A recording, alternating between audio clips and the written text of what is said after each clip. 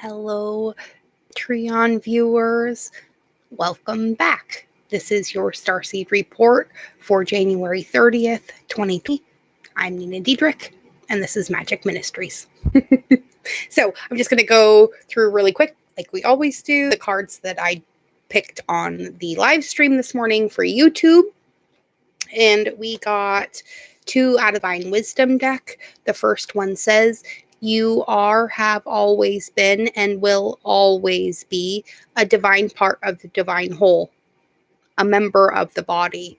And that is why the act of rejoining the whole, of returning to God and love and life and source is called remembrance, right? And then the second one, the first question in any interactive process with another is, now, who am I? And who do I want to be in relationship to that?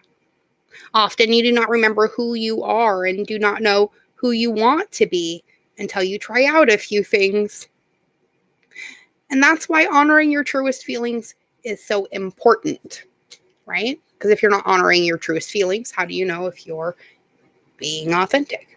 You don't. So, our cards from the universe has your back are, I choose to learn through love. I create mindful moments throughout the day, reminding myself that I am love and miracles are natural. The key to prayer is to forget what I think I need. And the more energy and intention I bring to my faith, the more fearless and free I am.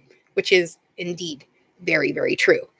Now, for those of you here on Patreon, to add this and extend it out, we're going to choose a couple clarifier cards from the Earth Magic Oracle by Stephen D. Farmer and from the Affirmatoris deck by knockknockstuff.com. So let's get into that.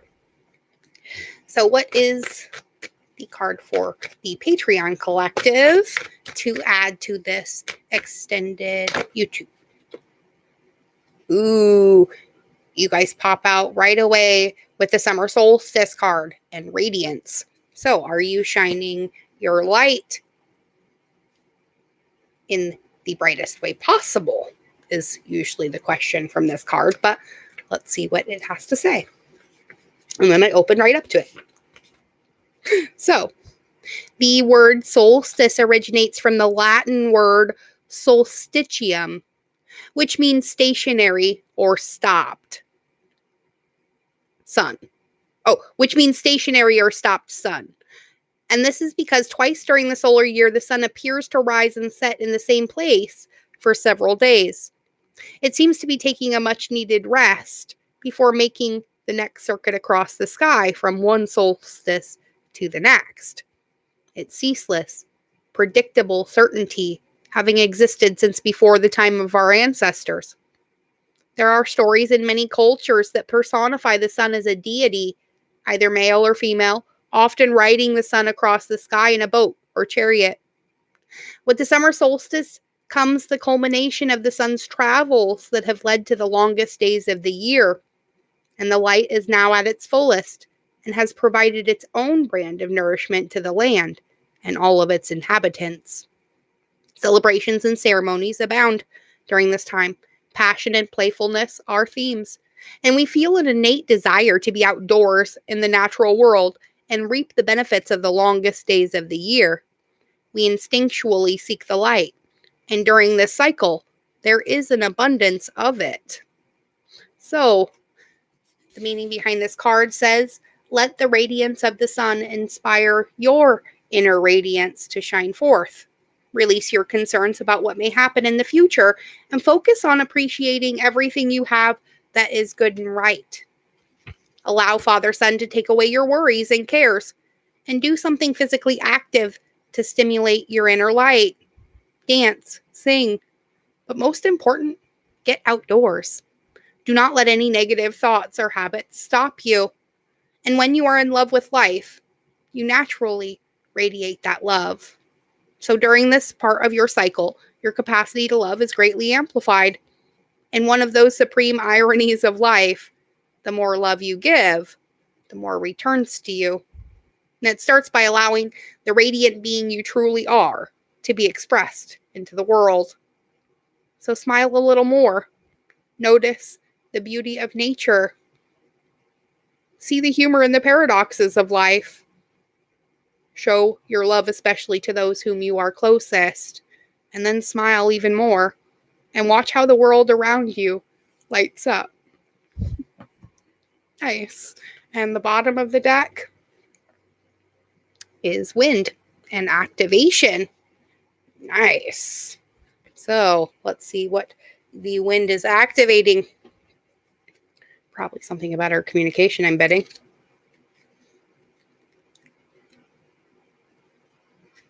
So the wind card says, I just love the graphics on these two. Let's see if I can get it to, there we go.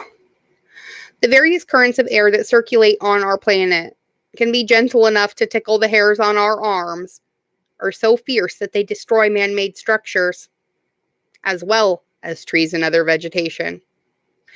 Wind moves the air to circulate the atmosphere and keep it from becoming stagnant.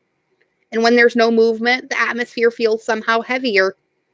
Gentle breezes help cool the land and pollinate the flowers, whereas more tempestuous winds can snap tree branches off and stir something deeply within us. More violent winds can create temporary chaos with their ferocity. No matter the degree of intensity, wind will activate us. And in this image, the breath of the god of wind stirs the sea and rearranges the sky. As this occurs, the weather shifts. The effects, even in this small area, send ripples throughout, blending and dancing with the water and the sky. And it activates the atmosphere, and the world feels more alive when there is wind. The meaning behind this card says, the lethargy you feel is the result of a lack of activation. In other words, something that stirs your senses. This could be anything from walking outdoors, feeling the breeze on your body, or inhaling the different aromas that nature herself provides.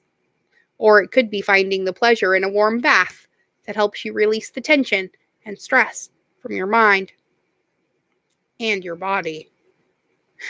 Music may activate your hearing, which sparks the pleasure centers in your brain. Art may activate your emotional responses. And the touch of another human may activate a deep need to be physically held in some manner.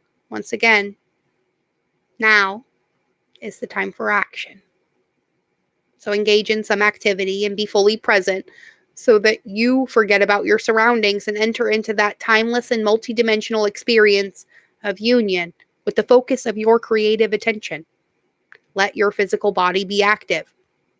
Movement alone, whether quietly dancing by yourself or hiking up that hill over yonder, will require you to be as present as possible in your body. Learn to enjoy it. Amen to that, right? So, wind, activation, summer solstice, and radiance. Getting outside may help you to activate parts of yourself that need activation. Let's get a card. There we go. And we get options. Nice. So, as you open to the abundant possibilities of your life's path, be reminded that you always have unlimited options, because life is a buffet and you're going to allow yourself to choose whatever makes you happiest without limiting thoughts like you can't put mac and cheese on a baked potato. Your rules, your life. Put twice as much mac and cheese on it.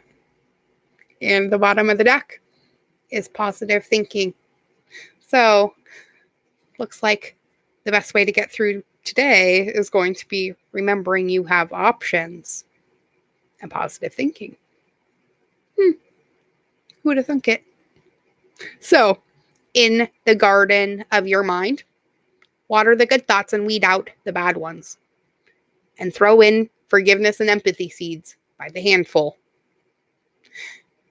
Plus, I want you to take a lawnmower to that jealousy and resentment patch. And remember, you are a badass mind gardener. So get to work. Those weeds don't pull themselves, right? I am wishing all of you the very best Thursday. And I can't wait to come back tomorrow and see you all again. Bye now. Be good. Be good to yourselves. But most of all, keep being good to each other because it's working. And know you are loved beyond measure.